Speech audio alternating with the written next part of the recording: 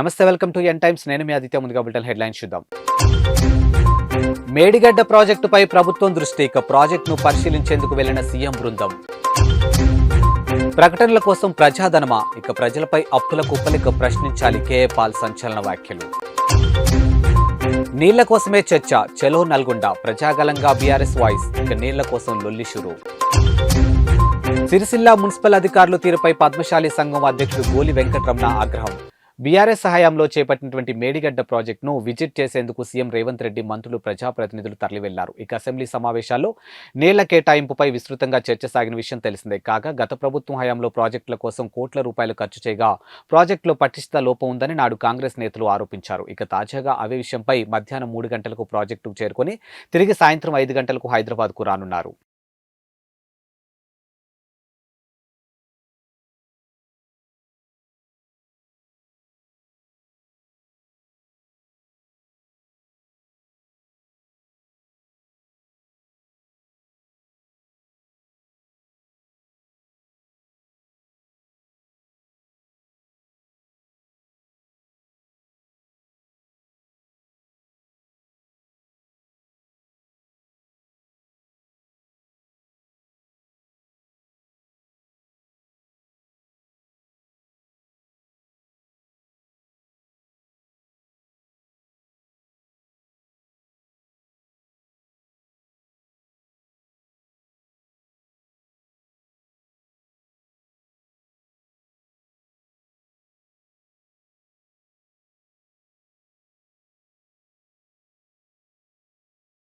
లక్షల కోట్లు ఖర్చు చేస్తున్నటువంటి ఏపీ ప్రభుత్వంపై ప్రజాశాంతి పార్టీ అధ్యక్షుడు కేఏ పాల్ ధ్వజమెత్తారు. ఇక ప్రకటనల కోసం లక్షల కోట్లు ఖర్చు పెట్టిన వైసీపీ నేతలు, ఉద్యోగులు, మహిళలకు ఇచ్చేందుకు డబ్బులు ఎందుకు లేవని ప్రశ్నించారు. మరోవైపు నేను సిద్ధమంటూ ప్రతి పోల్ కాలనీలో పోస్టర్లు ఏర్పాటు చేసినటువంటి ప్రజాధనాన్ని దుర్వినియోగం చేశారని ఆరోపించారు. ఇక మోడీ తొత్తులను ఓడించాలని సూచించారు. చూసారా, నేను సిద్ధం అని జగన్మోహన్ రెడ్డి గారు 1000 కోట్లు ఖర్చు పెట్టారట. ఎక్కడ చూసినా ప్రతి పోల్కి, ప్రతి స్ట్రీట్లో లక్షలు పోస్టర్స్, 1000 కోట్లు ఖర్చు పెట్టి, ఇది ప్రజాధనం దుర్వినియోగం కాదా? నిరుపేదలకు ఇవ్వడానికి డబ్బులు లేవు, మహిళలకు ఇవ్వడానికి డబ్బులు లేవు, అంగన్వాడీ వాళ్ళకి ఇవ్వడానికి డబ్బులు లేవు, టీచర్స్కి ఇవ్వడానికి డబ్బులు లేవు, శాలరీలు టైంకి ఇవ్వడానికి డబ్బులు లేవు, రోడ్లు వేయడానికి డబ్బులు లేవు, అభివృద్ధి చేయడానికి డబ్బులు లేవు. 10 లక్షల కోట్లు అప్పు చేసి వీళ్ళిద్దరూను రాష్ట్రాన్ని, దేశానికి అమ్మేశారు. పాలన రావాలి, పాలన మారాలి, చిత్తుగా మోదీ తొత్తుల్ని ఓడించాలి అంటే 7569441275 ప్రతి ఒక్కరికి ఈ వీడియో షేర్ చేయండి, మీడియా ద్వారా, సోషల్ మీడియా ద్వారా. Thank you very much. రండి, ఈ శనివారం 17 తారీఖు సాయంత్రం 6 గంటలకు ఆసిలిమెట్ దగ్గర విశాఖపట్నం మన ఫంక్షన్ హాల్లో ప్రతి వార్డు నుంచి 100,000 మంది తయారవ్వండి. Thank you very much. ప్రతిపక్ష బీఆర్ఎస్ ప్రజాక్షేత్రంలో పోరాటం చేసేందుకు సిద్ధమైంది. ఇక ప్రజల కోసం వారి గొంతుకై నిలిచేందుకు హస్త్రాలను సిద్ధం చేస్తుంది. ఇక చెలో నల్గొండ పేరుతో బీఆర్ఎస్ పెద్ద సభను తలపెట్టగా మాజీ సీఎం కేసీఆర్ ఈ సభకు ముఖ్య అతిథిగా రానున్నారు. ప్రభుత్వం, కేసీఆర్ ఎలా స్పందిస్తారన్న ఆసక్తి ప్రజల్లో నెలకొంది. మరోవైపు అసెంబ్లీ నీళ్ల కేటాయింపుపై సభలో వాడివేడి చర్చ సాగిన విషయం తెలిసింది. ఇక కాగా చెలో నల్గొండ కార్యక్రమానికి తెలంగాణ భవన్ నుండి పార్టీ ఎంపీలు, ఎమ్మెల్యేలు, ఎమ్మెల్సీలు, మాజీ ఎమ్మెల్యేలు, పార్టీ సీనియర్ నాయకులు బయలుదేరి వెళ్లారు.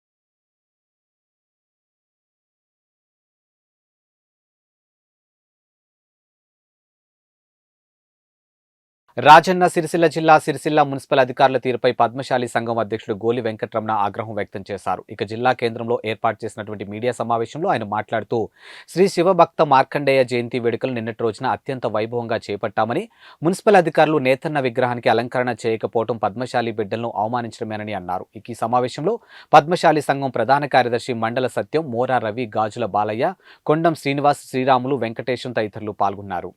ముఖ్యంగా పోలీస్ శాఖ వారికి, పాత్రికేయ మిత్రులందరికీ మా పద్మశాలి సంఘం పక్షాన ధన్యవాదాలు తెలుపుతాము. కాకపోతే ఒక చిన్న విషయం మీ ద్వారా తెలుపదలుచుకున్నాను. నిన్న జరిగిన మార్కండేయ జయంతి ఉత్సవాల్లో ఈ ఉత్సవాలు జరుగుతున్నవి దాదాపు 12 సంవత్సరాల నుంచి ఉత్సవాలు జరుగుతూ ఉన్నాయి. మార్కండేయ జయంతి ఉత్సవాలు, అదేవిధంగా నూలు పౌర్ణమి, రాఖీ పండుగ ఉత్సవాలు కూడా దాదాపు 50 సంవత్సరాల నుంచి పద్మశాలి సంఘం నిర్వహిస్తూ వస్తున్నది. ఈ క్రమంలో చాలా కాలంగా పాత బస్టాండ్లో ఉన్న నేతన్న విగ్రహం ఏర్పాటయ్యి ఉన్నప్పటి నుంచి ఇప్పటి వరకు నూలు పౌర్ణమి కావచ్చు, లేకుంటే మార్కండేయ జయంతి ఉత్సవాలు కావచ్చు, ఏవి జరిగినా కూడా ఆ జయంతి ఉత్సవాల కార్యక్రమానికి నేతన్న విగ్రహానికి అలంకరణ కార్యక్రమం ఉంటుండే. మరి ఎందుకనో నిన్న మున్సిపల్ శాఖ వారు ఆ నేతన్న విగ్రహాన్ని కనీసం కడగకుండా, కనీసం అలంకరణ చేయకుండా వదిలిపెట్టడం మా పద్మశాలీలందరికీ అవమానకరంగా భావిస్తున్నాం. మేము మా నేతలందరినీ కూడా అవమానించినట్టుగా మేము భావిస్తున్నాం. ఎందుకంటే చాలా కాలం నుంచి ఈ జయంతి ఉత్సవాలు నిర్వహిస్తూ వస్తా ఉన్నాం. ప్రతిసారి కూడా మున్సిపల్ శాఖ వారు ఈ నేతన్న విగ్రహానికి అలంకరణ కార్యక్రమం చేయడం ఆనవాయితీగా వస్తూ ఉన్నది. కానీ ఎందుకని చేయలేదో మాకు తెలియదు. కానీ ఈ ఆఫీసర్లకు ఈ మధ్యకాలంలో పద్మశాల్యం అవమానించడం అలవాటైపోయింది. గతంలో పోయిన నూలు పౌర్ణమి అప్పుడు వెంకటేశ్వర దేవాలయంలో ఇదే జరిగింది.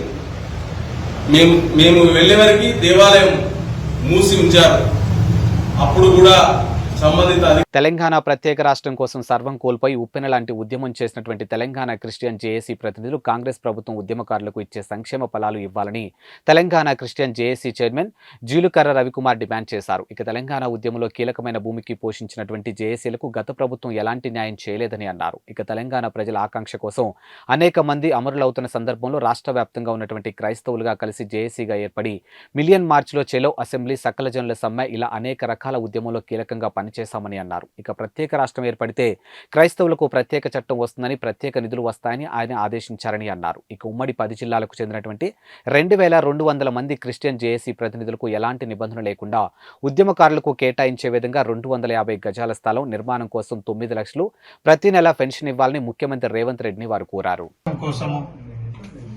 అనేక మంది అమరులైతున్న సమయంలో మేము సైతమని ఒక తెలంగాణ క్రిస్టియన్ జేఏసీగా ఏర్పడి ఉమ్మడి 10 జిల్లాల నుంచి అనేక మంది ఒక గుంపుగా ఏర్పాటు చేయబడి మిలియన్ మార్చ్ గాని, సహాయ నిరాకరణ గాని, సకల జన సమ్మె, చెలో అసెంబ్లీ, సంసద్ యాత్ర, సడక్ బంద్, సకల జన కార్యం చేస్తూ అనేకమైన కార్యక్రమంలో ఇన్వాల్వ్మెంట్ అయి చివరిగా సకల జన పేరుతో ఈ ఉద్యమాన్ని కొనసాగింపబడి చేసి అంటే తెలంగాణ రాష్ట్రం ఏర్పడితే మా క్రైస్తవులకు ఒక ప్రత్యేకమైన చట్టం ఉంటుందని, మా క్రైస్తవులకు ఒక ప్రత్యేకమైన నిధి ఏర్పడుతుందనే ఉద్దేశంతోనే అసలు మా క్రైస్తవులకు ఈ తెలంగాణ రాష్ట్రంలో ఏమీ లేకుండా ఉన్న సమయంలో ఒక బలమైన ఉద్యమంగా తెలంగాణ క్రిస్టియన్ జేఏసీ ముందుకు సాగింది. అంటే ఇన్ని పోరాటాలు చేసిన తర్వాత ఈ 10 సంవత్సరములలో గత ప్రభుత్వము ఈ క్రైస్తవ క్రిస్టియన్ జేఏసీ గాని ఈ పోరాటం కర్నూలు మున్సిపల్ పరిధిలోని 30 వార్డు కార్పొరేటర్ సంచన్న నోరు అదుపులో పెట్టుకుని మాట్లాడాలని అంటూ వైఎస్ఆర్సీపీ నాయకులు మీడియాతో మాట్లాడారు. ఇక పాణ్యం నియోజకవర్గం శాసనసభ్యులు కాటసాని రాంభూపాల్ రెడ్డి తనపై తప్పుడు కేసులు బనాయించి ఇబ్బందులు గురి చేస్తున్నారంటూ స్థానిక కర్నూలు మున్సిపల్ పరిధిలో 30 వార్డు కార్పొరేటర్ సంచన్న పోలీసులను ఆశ్రయించడం హేయమైన చర్యగా మరియు అవమానకరంగా ఉంది అంటూ 30 వార్డు వైఎస్ఆర్సీపీ నాయకులు మీడియాతో అన్నారు. ఇక సంచన్న నువ్వు ఎమ్మెల్యేని విమర్శించే స్థాయి కాదని, పార్టీ మారాలి, పార్టీ నుండి పోవాలి లేదా మరి ఏదైనా ఉద్దేశం ఉంటే హుందాతనం ప్రవర్తించి రాజకీయాల్లో హుందాగా పక్కకు తప్పుకోవాలి, కానీ ఇలా అబద్ధపు ప్రచారాలు చేస్తూ కాటసాని రాంభూపాల్ రెడ్డి గారిపై అనవసరమైన తప్పుడు కేసులు మరియు తప్పుడు ఆరోపణలు చేస్తూ ఉంటే కాటసాని రాంభూపాల్ రెడ్డి అభిమానులమైన మేము చూస్తూ ఊరుకోబోమని హెచ్చరించారు. తక్షణమే పెట్టినటువంటి కేసులను చేసినటువంటి తప్పుడు ప్రచారాలను వెనక్కి తీసుకోవాలని అన్నారు. ఏదైనా కానీ ఆయన అడుగుజాడలే నడుచుకున్నారు. మరి సంజన్న ఏ విధంగా సార్ని విమర్శించినాడో మనకైతే తెలియదు. ఎందుకు సార్ని విమర్శించినాడు, ఆయన చేసిన పనులేమి, ముఖ్యంగా మరి నిన్ను ఎంతనో గౌరవించి ప్రేమించి ఆయన నిన్ను దగ్గరికి ఆదరించినాడు కూడా. మరి ఒకప్పుడు సార్, మరి నేను కూడా సార్ వెంటనే 15 సంవత్సరాల నుంచి ఆయన వెంటనే ఉన్నాను. మరి నాకు కార్పొరేటర్ సీటు నాకు ఇవ్వాలి, ఆయన తన కొడుకుకు సంజన్న కొడుకుకు ఇచ్చినాడు.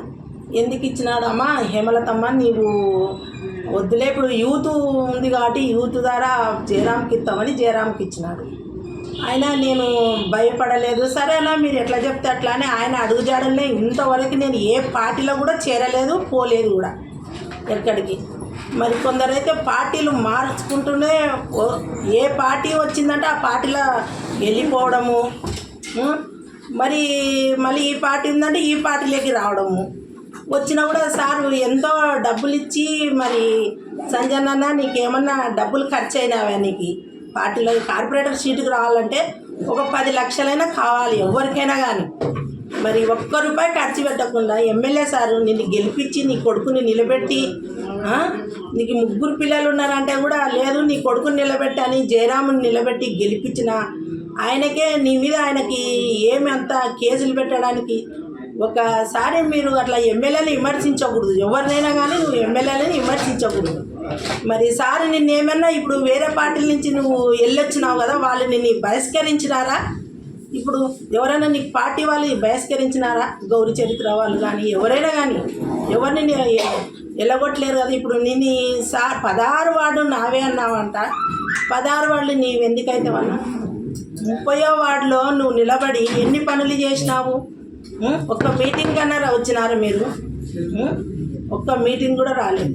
విద్యార్థుల భవిష్యత్తు బాగుండాలి అంటే అది ముఖ్యమంత్రి వైఎస్ జగన్మోహన్ రెడ్డితోనే సాధ్యమని ఎమ్మెల్యే కేతిరెడ్డి వెంకటరామరెడ్డి అన్నారు. ఇక శ్రీ సత్యసాయి జిల్లా ధర్మవరం పట్టణంలోని రాఘవేంద్ర స్వామి కళ్యాణ మండపంలో విద్యార్థులతో ఏర్పాటు చేసినటువంటి సమావేశంలో ఎమ్మెల్యే కేతిరెడ్డి వెంకటరామరెడ్డి పాల్గొని విద్యార్థులను ఉద్దేశించి మాట్లాడుతూ వైఎస్ఆర్సీపీ ప్రభుత్వం వచ్చిన తర్వాత విద్యార్థులకు అన్ని వసతులు కల్పించారు. ఇక మన వైఎస్ఆర్ ప్రభుత్వంలో విద్యార్థులకు స్కూళ్లు తెరిచిన రోజు నుంచి జగనన్న విద్యా కానుక కిట్టు, స్కూల్ బ్యాగులతో పాటు ద్విభాషా పాఠ్యపుస్తకాలు, నోట్బుక్స్, షూస్, 3 జతల యూనిఫామ్, సాక్స్, ఆక్స్ఫోర్డ్ డిక్షనరీ పంపిణీ చేశారు. అయితే గత సర్కారు హయాంలో పాఠ్యపుస్తకాలు సైతం ఇవ్వలేని దుస్థితి ఉందని, నేడు ప్రభుత్వ పాఠశాల రూపురేఖలు సమూలంగా మార్పి ఇంగ్లీష్ మీడియం, సిబిఎస్ విధానం, డిజిటల్ క్లాస్ రూమ్లు, ట్యాబ్లు, బైజూస్ కంటెంట్, విద్యా దీవెన, వసతి దీవెన, అమ్మఒడి, గోరుముద్దతో సహా అనేక పథకాలు అమలు చేశారు. ఇక రాబోయే ఎలక్షన్లో కూడా మనం వైఎస్ జగన్మోహన్ రెడ్డిని ముఖ్యమంత్రిగా గెలిపించుకొని ఇంకెన్నో సంక్షేమ పథకాలు పొంది మంచి భవిష్యత్తు వాటితో నడవాలని విద్యార్థులతో కొనియాడారు.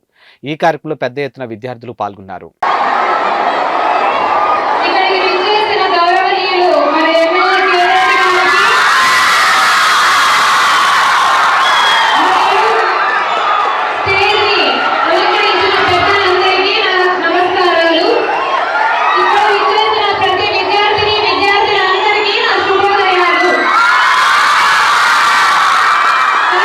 మీరైతే అనవద్దు అంటున్నారు కానీ మీ అభిమానాన్ని 100%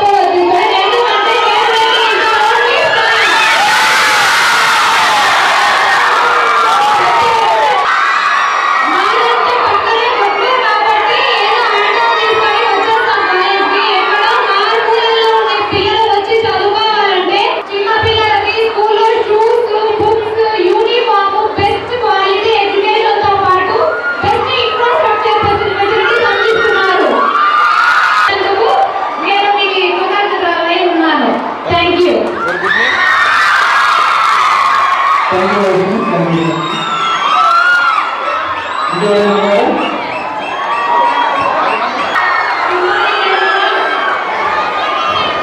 morning, everyone.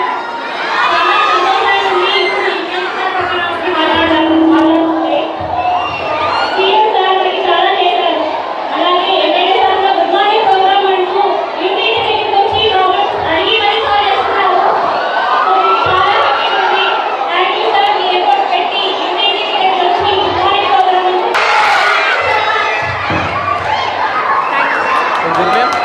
స్టార్ట్ చేస్తాం. Thank you so much.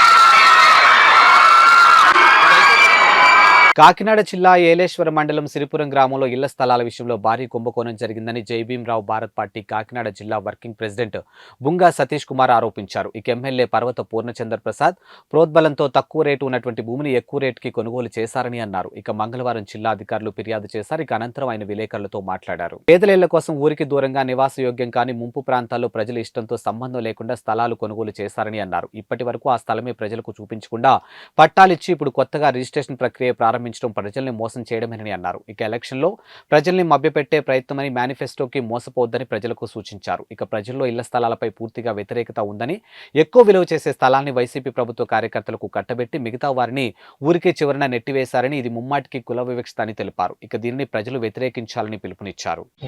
Media మిత్రులకు నమస్కారం. నా పేరు బొంగా సతీష్ కుమార్, జైభీంరావు భారత్ పార్టీ కాకినాడ జిల్లా వర్కింగ్ ప్రెసిడెంట్ని, అలాగే పెద్దాపు నియోజకవర్గ ఇన్ఛార్జిని కూడా.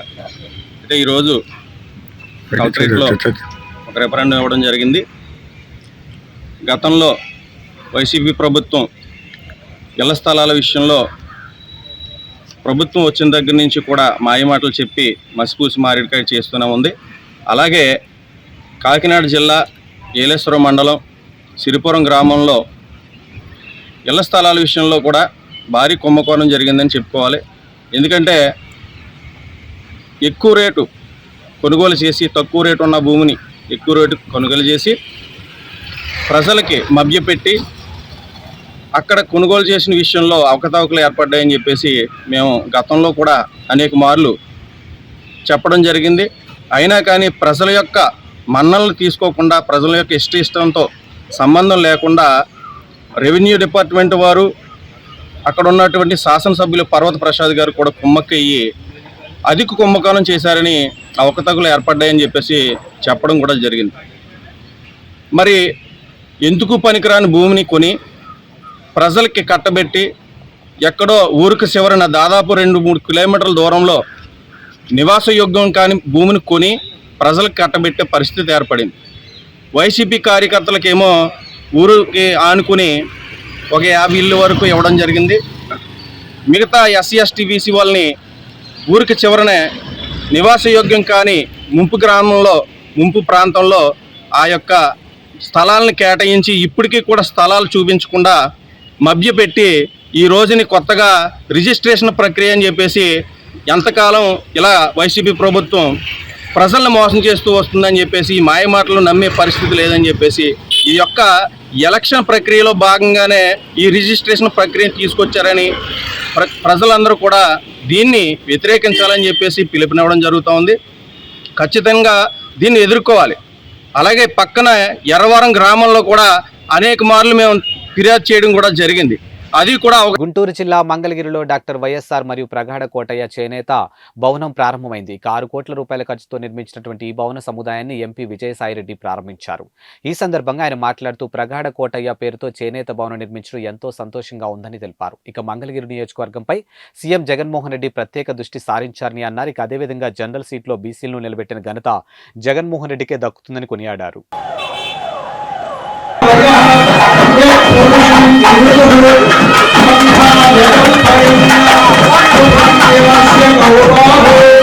Kau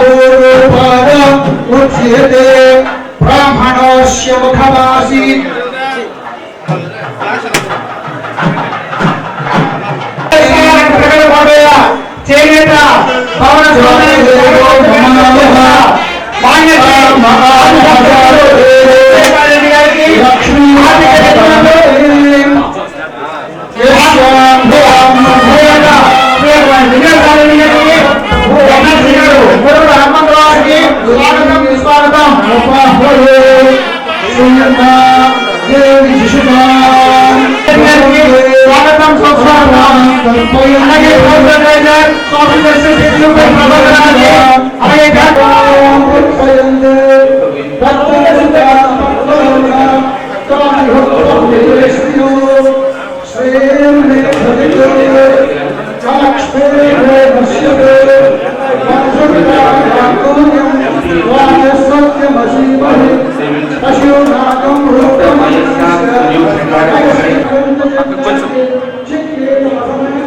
కూడా రాజ్యాంగ పదవుల్లో కానీ లేకుంటే పార్లమెంటులో కానీ లెజిస్లేచర్లో కానీ ఎక్కడ అంత ఎక్కువ ప్రాతినిధ్యం ఉండేది కాదు.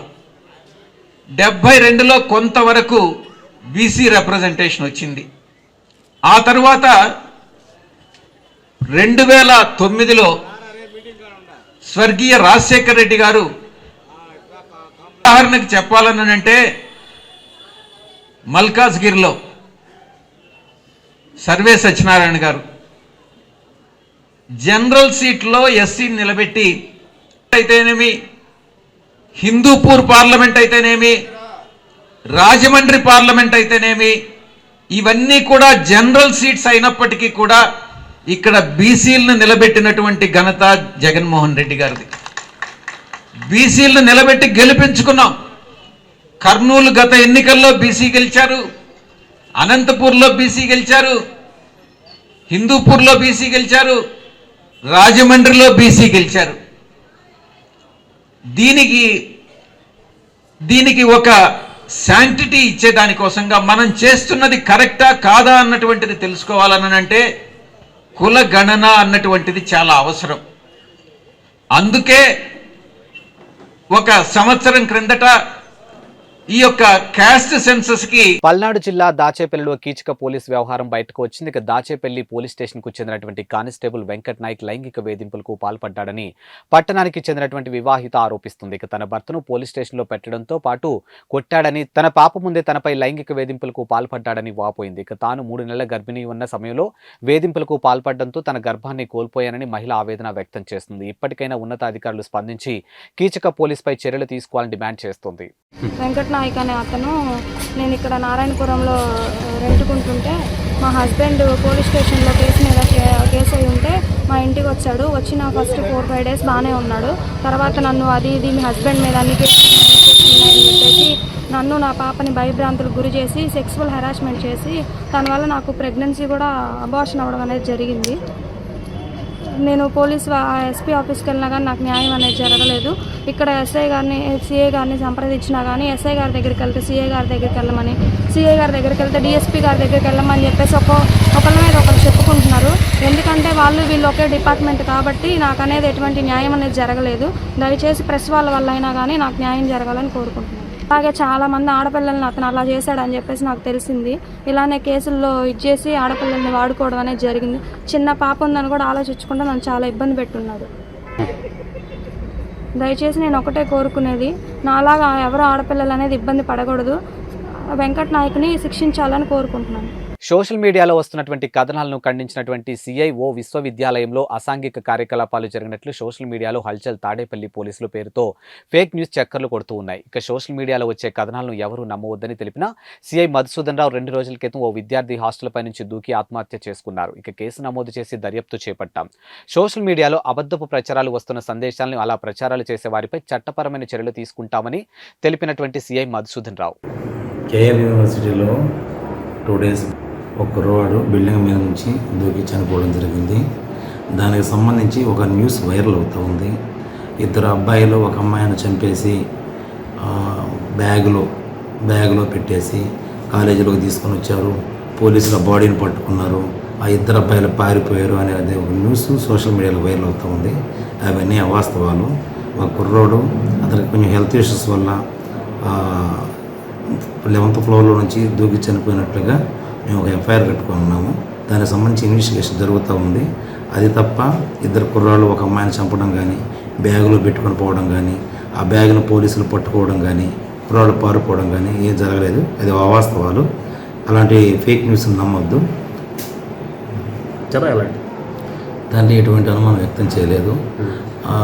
ఎందుకు చనిపోయాడని అడుగుతూ ఉన్నారు. అది ఇన్వెస్టిగేషన్ జరుగుతూ ఉంది. వాస్తవాలు బయటకు వస్తాయి. తండ్రికి సంబంధించి అనుమానాలన్నీ నివృత్తి చేయడానికి సీసీ కెమెరాస్ చూపించడం జరిగింది. నైట్ 1:09 ప్రాంతంలో అబ్బాయి ఒక్కడే సెల్లార్లో కూడా దూకే వైపుకి వెళుతున్నట్టుగా సీసీ కెమెరాలో రికార్డ్ అయి ఉంది. అలాగే ఆ అబ్బాయి అంత ముందు రోజు కూడా తండ్రితో 2-3 రోజుల నుంచి షివరింగ్ తోటి బాధపడుతూ తండ్రికి కాల్ చేసి రమ్మని అడుగుతూ ఉన్నాడు. తండ్రి రేపు వస్తానని వాయిదా వేస్తూ ఉన్నాడు. అంతవరకు అయితే ఇన్వెస్టిగేషన్ తెలిసింది. ఫర్దర్ ఇన్వెస్టిగేషను, సైంటిఫిక్ ఇన్వెస్టిగేషన్ అవన్నీ జరుగుతూ ఉన్నాయి. త్వరలో ఇన్ఫర్మేషన్ చెప్తాం. శ్రీ సత్యసాయి జిల్లా పుట్టపర్తి విమానాశ్రయం చేరుకున్నటువంటి మాజీ ముఖ్యమంత్రి చంద్రబాబు సతీమణి నారా భువనేశ్వర్, ఇక భువనేశ్వరికి ఘన స్వాగతం పలికిన మాజీ మంత్రి పల్లె రఘునాథ్ రెడ్డి, ఇక మాజీ ఎంపీ నిమ్మల కృష్ణప్ప, మాజీ ఎమ్మెల్యే పార్థసారథి, పరిటాల సునీతమ్మ, సవితమ్మ, బండారు శ్రావణి, టీడీపీ ముఖ్య నాయకులు విమానాశ్రయం నుంచి రోడ్డు మార్గాన నిడిమామిడి బయలుదేరినటువంటి నారా భువనేశ్వరి.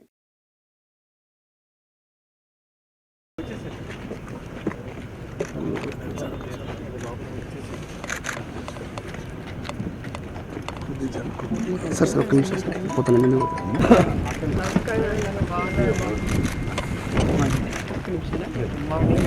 లైన్లో ఉంటే బాగుంటుంది. ఇద్దరు మధ్యలో తిరిగి సార్.